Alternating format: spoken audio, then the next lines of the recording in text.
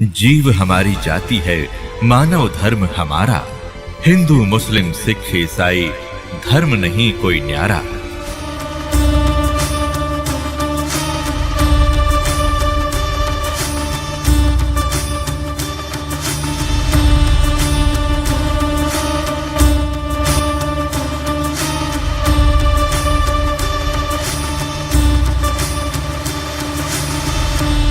अब आपको दिखाते हैं वो कितना भगवान है। ये जिसको मुसलमान भाई अपना अल्लाह ताला मानते हैं, जिसने कुरान शरीफ का ज्ञान दिया, उसको वे अपना खुदा मानते हैं और गलती से उसको वो अल्लाह अकबर भी कहते हैं। जबकि सूरत फुरकानी, कुरान शरीफ के अंदर सूरत फुरकानी 25 और आयत नंबर 52 से 59 में वो कुरान शरीफ का ज्ञान दाता जो मुसलमान भाई जिसको अपना अल्लाह मानते हैं, वो तो खुद कह रहा है कि वो तो कबीर है, वो तो अल्लाह बड़ा है, जिसने 6 दिन में सृष्टि रची और 7वें दिन तख्त पर जा बैठा। उसका ज्ञान किसी बाखबर से पूछ लो। अब देखिएगा कुरान शरीफ, अब पवित्र कुरान शरीफ दिखाएंगे आपको।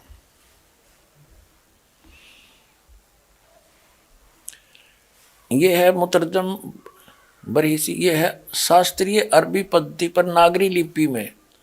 रूपांतरकार हैं नंद कुमार अवस्थी। शेरवाणी संस्करण ये कहाँ से प्राप्त होती है? इसमें क्या लिखा है कि यह वह इलामी किताब है जिसमें कोई संदेह की गुंजाइश नहीं। इसमें जो लिखा फाइनल है, इसमें कोई ऑब्जेक्शन नहीं। शास्त्रीय अरबी पद्धति पर नागरी लिपि में। ये कहाँ से छपी है? प्रकाशक हैं लखनऊ किताबघर, मौसम बाग, सीतापुर रोड, लखनऊ से।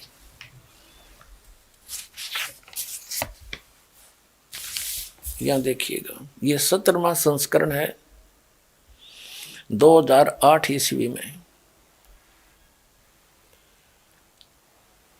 और पृष्ठ संख्या है 1024। मुद्रक हैं gospel press Lucknow, gospel.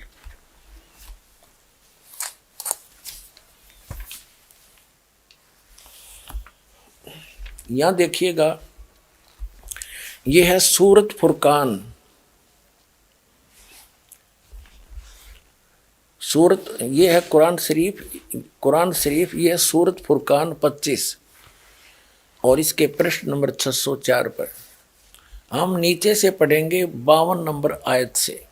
Furqan का जो अर्थ देखा शब्दकोश के अंदर, उसमें लिखा है कि मानदंड, ब्रैकेट में लिखा है झूठ और सच के बीच में, यानी सत्य और झूठ को जांचने का, यानी निष्कर्ष निकालने का एक पैमाना है यह फुरकान। तो इस पूरी कुरान शरीफ का ये निष्कर्ष है, ये मानदंड है, यानी पैमाना है सच्चाई और झूठ, सत्य और असत्य का निर्णय करने के लिए। तो इसमें पढ़ते हैं हम क्या लिखा है, देखिएगा। यह है सूरत फुरकानी 25 और 604 पृष्ठ पे इस प्रकाशन के हम पढ़ेंगे नीचे से। ये 51वीं आयत समाप्त हुई, 52वीं प्रारंभ होती है। फला तुतियल काफिरिन व जाहिदुम बिही जिहादन कबीरन। ये सबस लिखा कबीरन, कबीर कहो, कबीरा कहो, कबीरन कहो। इसका और निर्णय करते हैं। ये पवित्र कुरान मजीद से क्लियर होगा। अब पवित्र कुरान मजीद दिखाते हैं आपको। ये यहां से छपी है।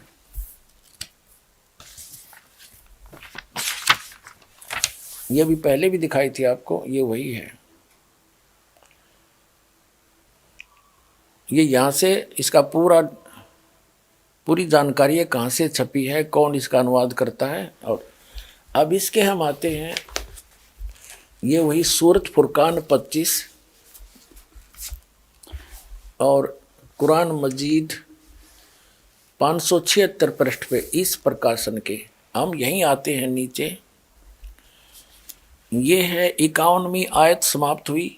इसमें पंक्ति भी नहीं बदली है, अक्षर भी सिर्फ लिखने मंत्र थोड़ा किया। फला तुतियल काफिरन न जाहिदुम बिही जिहादन कबीरा।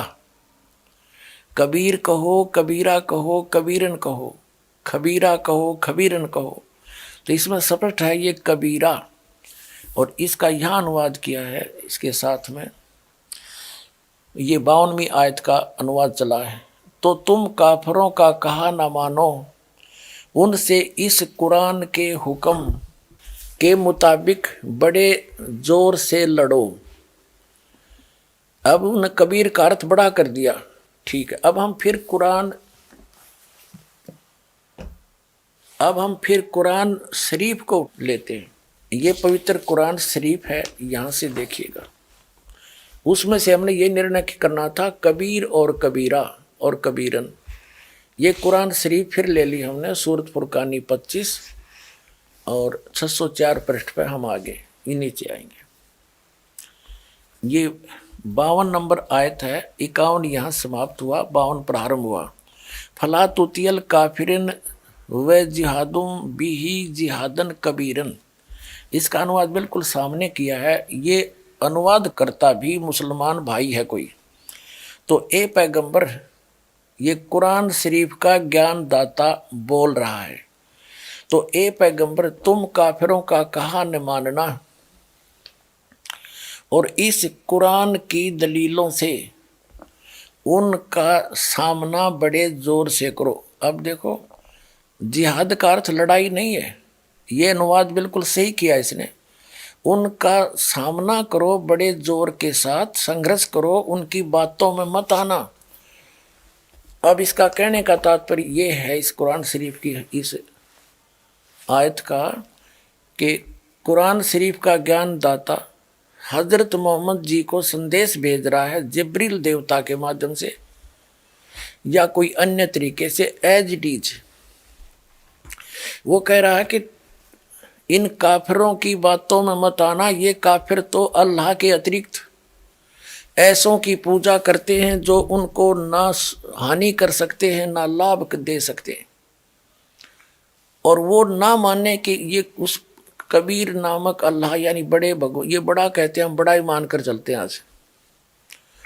उस बड़े भगवान की यानी पूर्ण परमात्मा की भक्ति ये काफिर नहीं करते। आप इनकी बातों में मत आना, सीधी सी बात है। ये आपकी नहीं माने तो आप उनकी बातों में आकर उनके साथ ना हो जाना, उसके लिए संघर्ष करना, चाहे कितना कष्ट उठाना पड़ो। तो वही हजरत मोहम्मद जी ने किया है, इसका अर्थ ये। अब हम देखते हैं अब क्या बताया है, देखिएगा। तो ए पैगंबर, तुम काफिरों का कहा न मानना और इस कुरान की दलीलों से उनका सामना बड़े जोर से करो। ये बिल्कुल सही, इन्होंने कबीर का अर्थ बड़ा कर दिया, ठीक है। कुरान शरीफ का ज्ञान दाता ये भी स्पष्ट कर रहा है कि ये कबीर जो अल्लाह है, अल्लाह कबीर है, ये वही है जिसने 6 दिन में सृष्टि रची और 7वें दिन तख्त पर जा बैठा, जा विराजा। इससे ये सिद्ध होगा आपके समक्ष कि कुरान शरीफ का ज्ञान दाता अपने से अन्य कोई बड़े परमात्मा की महिमा सुना रहा है हजरत मोहम्मद को। इससे ये सिद्ध हो जाएगा कि कुरान शरीफ का ज्ञान दाता अल्लाह अकबर नहीं है। अब देखना, अब हम 607 पृष्ठ पर पढ़ रहे हैं, सूरत फुरकान 25 आयत नंबर 52 हमने पहले पढ़ ली, अब 53 पढ़ते हैं।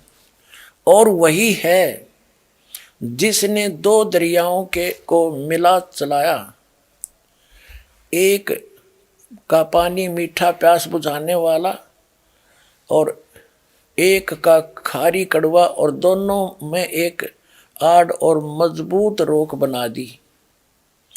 53 पढ़ लिया, अब 54 पढ़ेंगे। और वही है जिसने पानी की बूंद से आदमी को पैदा किया, फिर उसको साहिब नसीब यानी किसी का बेटा या बेटी और ससुराल वाला यानी किसी का दामाद बहू बनाया।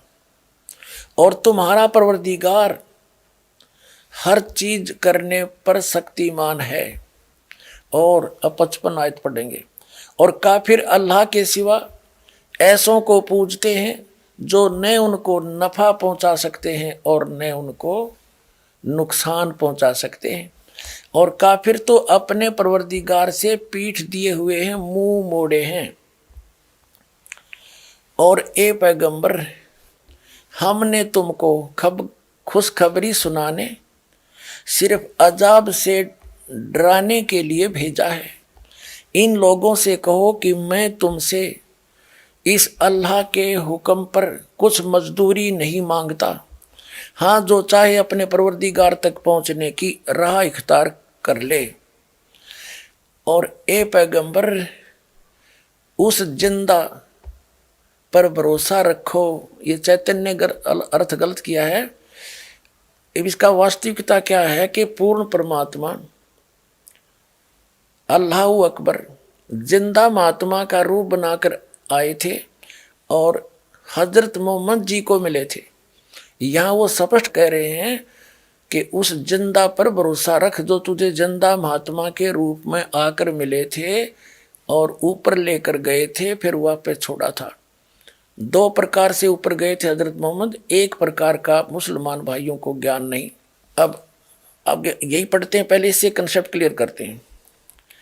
और उस जिंदा पर अब हम 58वीं आयत पढ़ रहे हैं, 57वीं पढ़ ली। ए पैगंबर, उस जिंदा पर भरोसा रखो जो कभी मरने वाला नहीं है, अर्थात वो अविनाशी है। और तारीफ के साथ उसकी पाकी बयान करते रहो और अपने बंदों के गुनाहों से वह काफी खबरदार है, यानी उनकी सब गुनाहों को माफ कर सकता है, वो समर्थ है।